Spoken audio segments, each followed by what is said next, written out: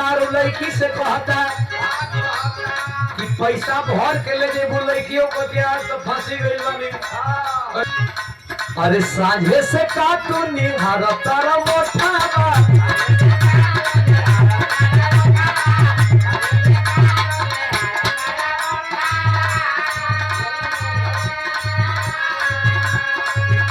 बोलो मन में बकारवा खोट जी खाली दुनाली से बात करता रो लगे धरई बना नोट जी।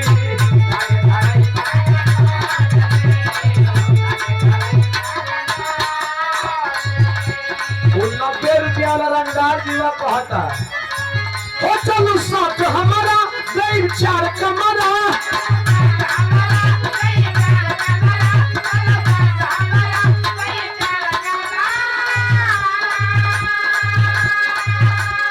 साथ हमारा गई 4 कमरा एगो बेड कर बेटे बिछावना फ्री हो एगो बेड कर बेटे बिछावना फ्री अरे खाना और पीना सब रहना फ्री अरे खाना और पीना सब रहना फ्री तोरा ला है 3 थाना गहना।